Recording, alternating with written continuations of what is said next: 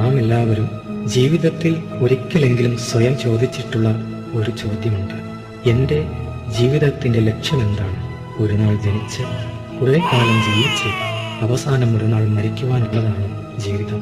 കോടിക്കണക്കിന് മനുഷ്യർ ജീവിക്കുന്ന ലോകത്ത് ചില വ്യക്തികളെ അവർ മൺമറഞ്ഞ് കാലങ്ങൾ കടന്നിട്ട് പോലും ഇന്നും ഭക്തി അവരുടെ സ്മരിക്കുന്നു.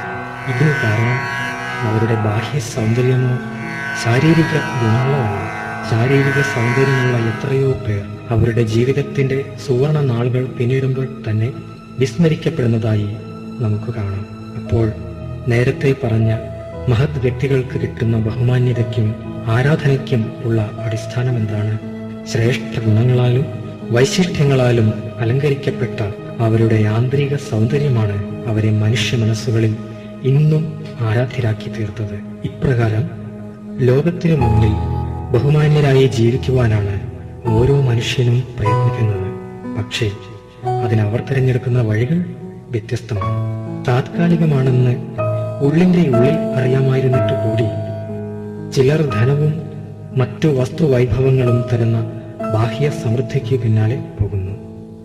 മറ്റു ചിലർ ആന്തരിക സമൃദ്ധിയും സൗന്ദര്യവുമാണ് യഥാർത്ഥവും ശാശ്വതവുമെന്ന് മനസ്സിലാക്കുന്നുണ്ടെങ്കിലും അതിനുള്ള വഴിയറിയാതെ കുഴങ്ങുന്നു. ചിലർ അന്വേഷണം തുടർന്നുകൊണ്ടും ഇരിക്കുന്നു. സ്ഥൂല സമ്പത്തും സുഖം പ്രദാനം ചെയ്യുന്ന വസ്തുക്കളും ആവശ്യത്തിലേറെ ഉണ്ടായിരുന്നിട്ടും മനുഷ്യൻ ആന്തരികമായി ദരിദ്രനാണ്. ഈ ആന്തരിക ദാരിദ്ര്യം നീക്കുവാൻ, ആ കുറവ് നികത്തുവാൻ വേണ്ടത് ജ്ഞാനമാണ്. സത്യമായ ജ്ഞാനം അഥവാ ആധ്യാത്മിക ജ്ഞാനം. മനുഷ്യന് ജ്ഞാനം നൽകി സദ്ഗുണസമ്പന്നമാക്കുക എന്ന ലക്ഷ്യം കാണിച്ച് അതിനുള്ള മാർഗനിർദ്ദേശവും ശക്തിയും പ്രചോദനവും നൽകി മനുഷ്യനെ ദേവതുല്യനാക്കുക എന്നതാണ് ഈ വിദ്യാലയത്തിന്റെയും ഇവിടുത്തെ പഠനത്തിന്റെയും ലക്ഷ്യം.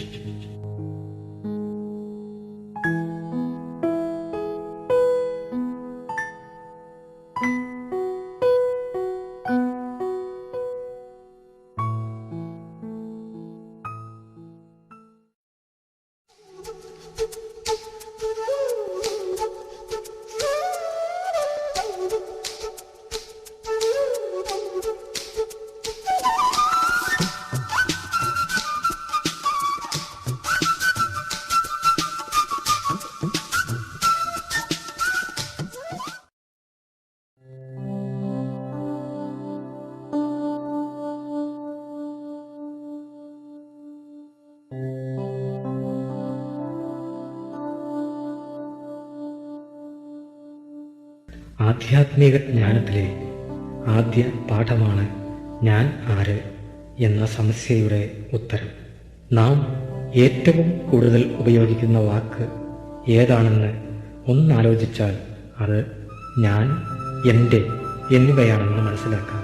എൻ്റെ ശരീരം, എൻ്റെ വീട്, എൻ്റെ രാജ്യം, എൻ്റെ ലോകം എന്നു തുടങ്ങി പ്രപഞ്ചത്തിൻ്റെ മുഴുവൻ അറിവും ഉണ്ടെന്ന് പറയുന്ന മനുഷ്യന് ഞാൻ ആര് എന്ന ചോദ്യത്തിന് വ്യക്തവും കൃത്യവുമായ ഉത്തരമില്ല.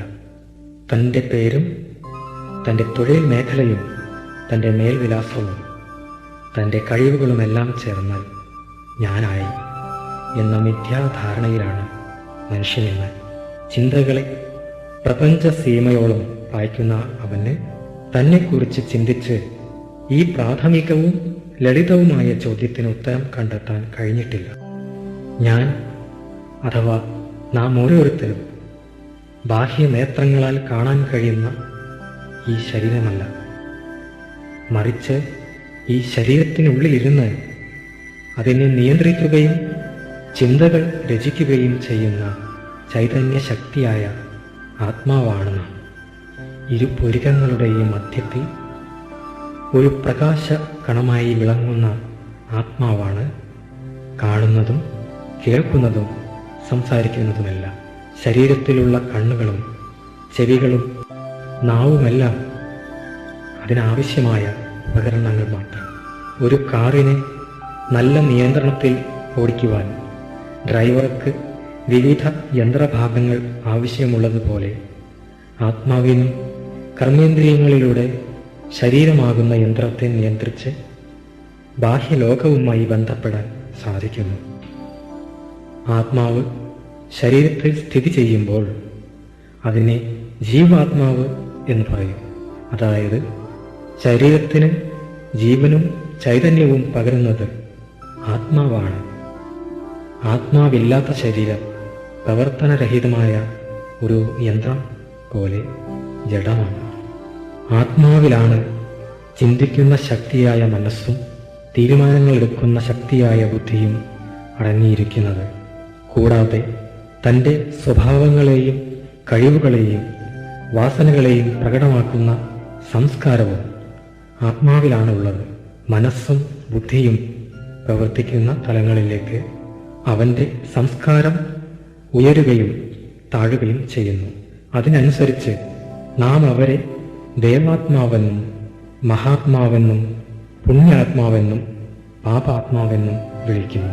ബാഹ്യരൂപമൊഴിച്ച് വ്യക്തികളിൽ നാം കാണുന്ന നല്ലതോ അല്ലാത്തതോ ആയ ഗുണങ്ങളെല്ലാം ആത്മാവിൻ്റേതാണ്. ഇപ്രകാരം കർത്താവായി വർത്തിക്കുന്ന ആത്മാവ് അജന്മാവാണ്, അമരനാണ്. ജനന മരണങ്ങളും ബാല കൗമാര യൗവനാദി അവസ്ഥകളും ബാധിക്കുന്നത് ശരീരത്തെയാണ്. അപ്പോൾ മറ്റൊരു ചോദ്യം ഉയരുന്നു. ആത്മാവിന് ജനന മരണമില്ലെന്നിരിക്കെ ശരീരം ലഭിക്കും മുൻപേ ആത്മാവ് എവിടെയായിരുന്നു? ശരീരം നഷ്ടപ്പെട്ടതിന് ശേഷം ആത്മാവ് എവിടേക്ക് പോകും? ഈ ചോദ്യത്തിനുത്തരം നമ്മെ അടുത്ത ഒരു സത്യത്തിലേക്ക് നയിക്കുന്നു.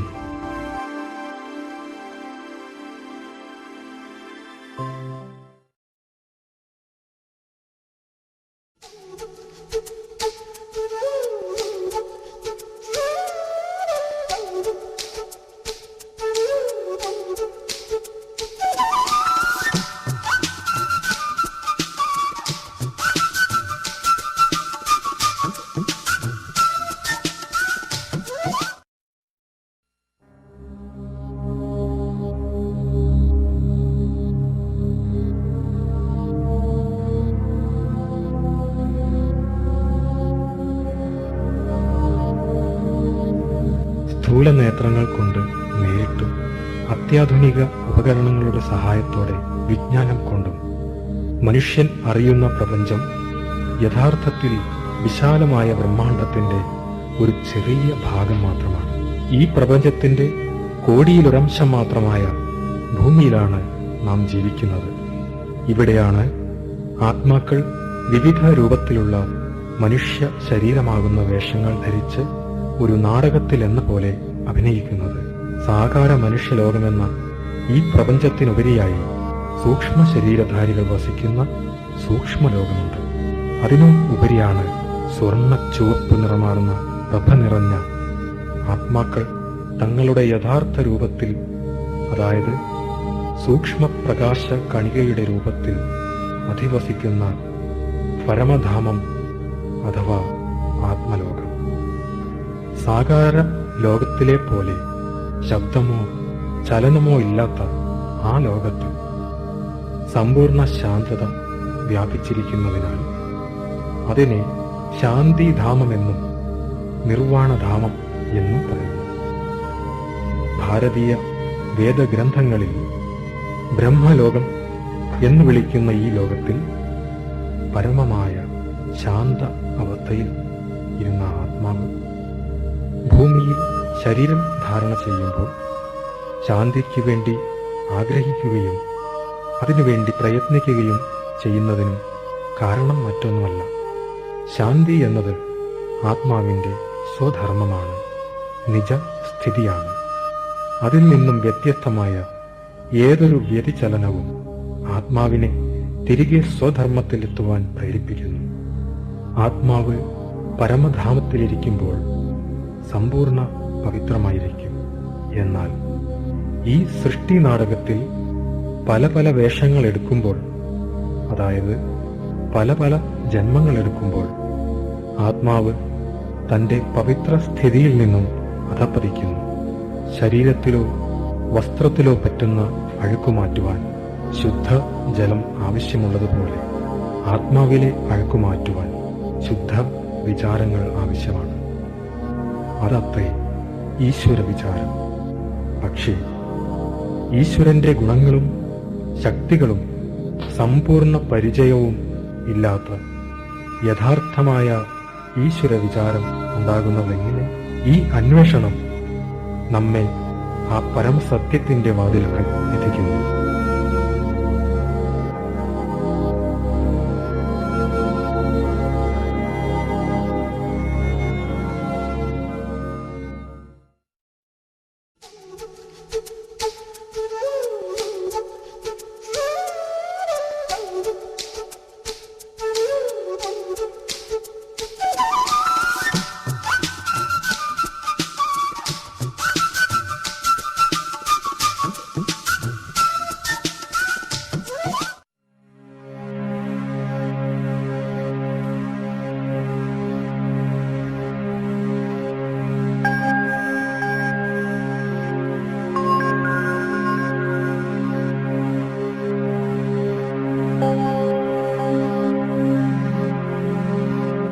ഇന്ന് ലോകത്തുള്ള വിവിധ മതവിശ്വാസങ്ങളിലുള്ള ഈശ്വര സങ്കല്പങ്ങൾ പരിശോധിച്ചാൽ അവ തമ്മിൽ അത്ഭുതകരമായ സാമ്യമുണ്ടെന്ന് സത്യം മനസ്സിലാക്കാം. മനുഷ്യാകാരമില്ലാത്തതും പ്രപഞ്ചാതീതമായ പരമധാമത്തിൽ വസിക്കുന്നതും പരമശക്തിയുമായ ഈശ്വരനിലേക്ക് എല്ലാ വിശ്വാസങ്ങളും വിരൽ ചൂണ്ടുന്നതായി കാണാം. ഏതു വിശ്വാസിയും ഭഗവാനെന്ന് മനസ്സിൽ പറയുമ്പോൾ മനസ്സും നേത്രങ്ങളും ആകാശത്തിലേക്ക് പോകുന്നതും ഈ അടിസ്ഥാന സാമ്യത്തിന്റെ തെളിവാണ്. സമസ്ത മാനവർക്കും മംഗളമേകുന്നവൻ എന്ന അർത്ഥത്തിൽ ശിവൻ എന്ന പേരിൽ ഭാരതത്തിൽ ആരാധിക്കപ്പെടുന്ന ഈശ്വരന് വിവിധ ഭാഷകളിൽ അല്ലാഹു, യഹോവ, ഖുദ എന്നീ നാമങ്ങളുമുണ്ട്. ആത്മാവിന്റെ രൂപത്തെ പോലെ തന്നെ ജ്യോതിർബിന്ദുവാണ് ഈശ്വരന്റെ രൂപം. എന്നാൽ മാനുഷികമായ ആകാരമില്ലാത്തതിനാൽ നിരാകാരനെന്ന് വിളിക്കപ്പെടുന്ന ആ സർവേശ്വരന്റെ ആരാധനാരൂപങ്ങളാണ് ഭാരതത്തിലെമ്പാടും പ്രതിഷ്ഠിച്ചിരിക്കുന്ന ശിവലിംഗങ്ങൾ. ശക്തികളിലും ഗുണങ്ങളിലും ജ്ഞാനത്തിലും പരമോന്നതനാകയാൽ പരമാത്മാവായ ശിവൻ ആ ദിവ്യഗുണങ്ങളുടെയും ശക്തികളുടെയും ദാതാവെന്ന നിലയിൽ സർവ ആത്മാക്കളുടെയും പരമപിതാവാണ്. ഈ മനുഷ്യ സൃഷ്ടിയുടെ ആദിമധ്യാന്തങ്ങളുടെ ജ്ഞാനം ഉൾക്കൊണ്ടിരിക്കുന്നതിനാൽ ജ്ഞാനസാഗരനും ജനന മരണ ചക്രത്തിൽ വരാത്തതിനാൽ ആ ജന്മാവും അമരനുമായ പരമാത്മാവ് കർമ്മത്തിനും കർമ്മഫലത്തിനും സുഖ ദുഃഖങ്ങൾക്കും അതീതനായ അഭോക്താവുമാണ്. ഭൂമിയിൽ ധർമ്മഗ്ലാനി സംഭവിക്കുമ്പോൾ സ്വയം അവതരിച്ച് ധർമ്മ സംസ്ഥാപനം ചെയ്യുകയാൽ സ്വയംഭൂവെന്നും പതീതപാവനമെന്നും പരമാത്മാവിനെ ലോകം വാഴ്ത്തുന്നു. ഇപ്രകാരം സർവമാനവർക്കും ആരാധ്യനായ സർവരുടെയും പ്രിയ താതനായ ഈശ്വരനിൽ നിന്നും നാം അകന്നതിന്റെ ഫലമായി ഇന്ന് മനുഷ്യ മനസ്സുകളിൽ അശാന്തിയും അതൃപ്തിയും വ്യാപിച്ചിരിക്കുന്നു. ഈശ്വരനിൽ നിന്നും നമ്മൾ അകലാനുള്ള കാരണം എന്താണ്? നാം സ്വയം ആത്മാക്കളാണെന്ന് സത്യം മറന്ന് ദേഹബോധത്തിൽ ചിന്തിക്കുവാൻ തുടങ്ങിയപ്പോൾ പരമാത്മാവായ ഈശ്വരനെ പരമപിതാവും ആത്മരൂപികളായ നമ്മുടെ സഹചരെ സഹോദരങ്ങളായും കാണുവാനുള്ള കാഴ്ച നമുക്ക് നഷ്ടമായി. അജ്ഞാനത്തിന്റെ ഈ ഘോര തമസ്സിൽ ദിശയറിയാതെ ക്ലേശിക്കുന്ന തന്റെ പ്രിയ സന്താനങ്ങളുടെ പ്രാർത്ഥന കേട്ട് സ്നേഹസാഗരനായ ഭഗവാൻ വീണ്ടും ജ്ഞാനപ്രകാശം ചെരിഞ്ഞുകൊണ്ട് നമ്മുടെ മുന്നിൽ നിൽക്കുന്നു. രാവിനും പ്രഭാതത്തിനും ഇടയ്ക്കുള്ള ഈ സംഗമവേളയിൽ നമ്മെ ദേവതുല്യരാക്കി ലോകത്തെ സ്വർഗമാക്കി മാറ്റുവാനായി സർവശക്തൻ ഭൂമിയിൽ ദിവ്യാവതാരം ചെയ്തിരിക്കുന്നു. പരമാത്മാവിനെ കുറിച്ച് ഓർമ്മിച്ച് ദിവ്യഗുണങ്ങൾ ആർജിച്ച് നമുക്കും ഈ ദിവ്യ കർത്തവ്യത്തിൽ സഹയോഗികളാകാം. എങ്കിൽ പിന്നെ പരമാത്മാവിനെ ഓർമ്മിക്കുന്നതിന് എന്തെങ്കിലും ആചാരക്രമങ്ങളുണ്ടോ? ഏതെങ്കിലും ആരാധനാവിധികളുണ്ടോ? സമയത്തിൻ്റെയോ ഭാഷയുടെയോ നിബന്ധനകളും ഉണ്ടോ?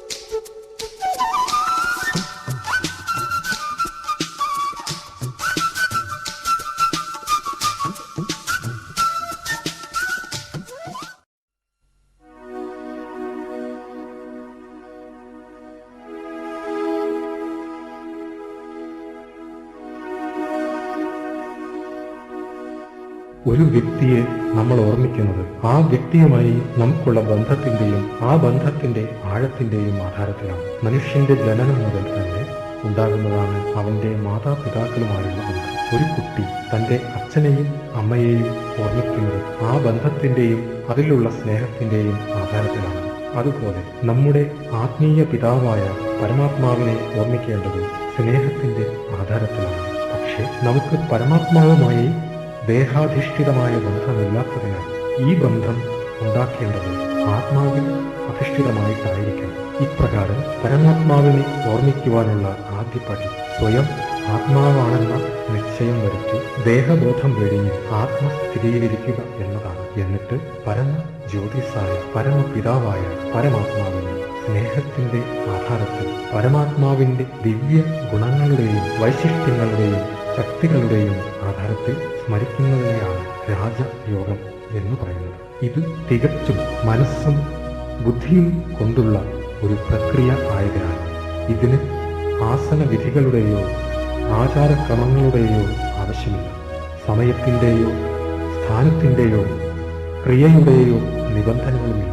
നമുക്ക് സ്നേഹമുള്ളവരെ ഓർമ്മിക്കുവാൻ നാം സമയസന്ദർഭങ്ങൾ നോക്കാറില്ലല്ലോ.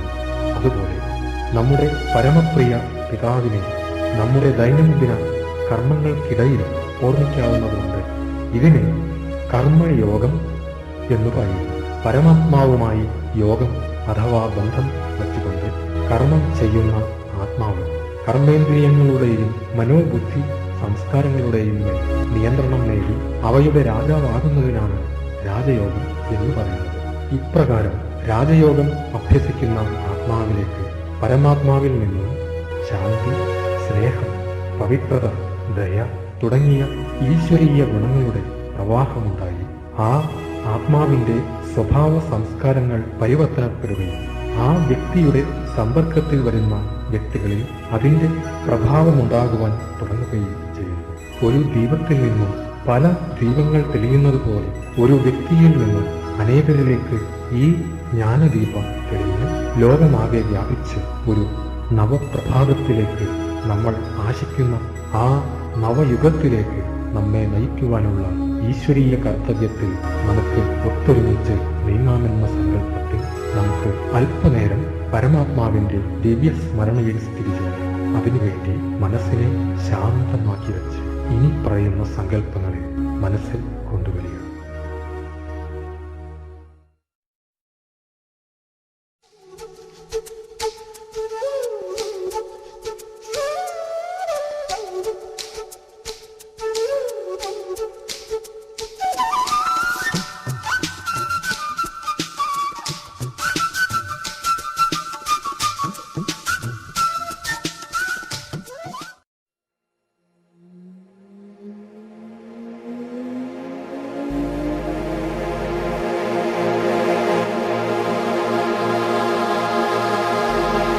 ഞാൻ എൻ്റെ മനസ്സിൻ്റെ ശ്രദ്ധയെ ബാഹ്യ ചിന്തകളിൽ നിന്നും വേർപെടുത്തി പുരികമധ്യത്തിലുള്ള പ്രകാശബിന്ദുവിലേക്ക് കേന്ദ്രീകരിക്കുന്നു. ഞാൻ ആത്മാവാകുന്നു, പ്രകാശത്തിൻ്റെ തിളങ്ങുന്ന നക്ഷത്രമാകുന്നു. എൻ്റെ നിജസ്വരൂപം ശാന്തമാകുന്നു, പവിത്രമാകുന്നു. സൂര്യചന്ദ്ര നക്ഷത്രങ്ങൾക്കുപരി സ്വർണ്ണ ചുവപ്പാർന്ന പ്രകാശലോകമായ പരംധാമമാകുന്ന എൻ്റെ നിവാസസ്ഥാനത്തേക്ക് ഞാൻ പോകുന്നു. ശബ്ദമോ ചലനമോ ഇല്ലാത്ത ഈ ധാമത്തിൽ സർവത്ര ശാന്തിയാണ്, പവിത്രതയാണ്. ഇവിടെ ഞാൻ എൻ്റെ ആദിസ്വരൂപമായ ജ്യോതിർകണമായി ശാന്തമായി പരിശുദ്ധമായി ശക്തിയായി വിരാജിക്കുന്നു. ഈ സ്വർണിമ ബ്രഹ്മതത്വത്തിൽ എൻ്റെ പരമപ്രിയനായ പരമാത്മാവിനെ ജ്യോതിർബിന്ദുവായ ഭഗവാനെ ഞാൻ ദർശിക്കുന്നു. ശാന്തിയുടെ മഹാസാഗരമായ ആനന്ദത്തിൻ്റെ സാഗരമായ, സ്നേഹത്തിൻ്റെ സാഗരമായ, സർവശക്തിവാനായ പരമാത്മാവിൽ നിന്ന് സ്നേഹത്തിൻ്റെ, ശാന്തിയുടെ, ശക്തിയുടെ പ്രകാശകിരണങ്ങൾ എന്നിലേക്ക് വരുന്നു. പരമാത്മാവിൻ്റെ ഈ ദിവ്യ ഗുണങ്ങൾ എന്നിൽ നിറയുന്നതായി ഞാൻ അനുഭവിക്കുന്നു. പരമാത്മാവിൻ്റെ ഈ ദിവ്യ പ്രകാശത്തിൻ്റെ പ്രഭാവത്താൽ ഞാൻ ശാന്തസ്വരൂപമായി, ആനന്ദസ്വരൂപമായി, സ്നേഹസ്വരൂപമായി, ശക്തിസ്വരൂപമായി അനുഭവം ചെയ്യുന്നു. പരമാത്മാവിൽ നിന്ന് വരുന്ന പവിത്രതയുടെ പ്രേരണ എൻ്റെ മനസ്സിനെയും ബുദ്ധിയെയും പരിശുദ്ധമാക്കുന്നു. പരമാത്മാവിൻ്റെ അമര സന്താനമായ ഞാൻ സർവ ഈശ്വരീയ ഖജനാവുകളുടെയും അധികാരിയാണെന്ന് അനുഭവം ചെയ്യുന്നു.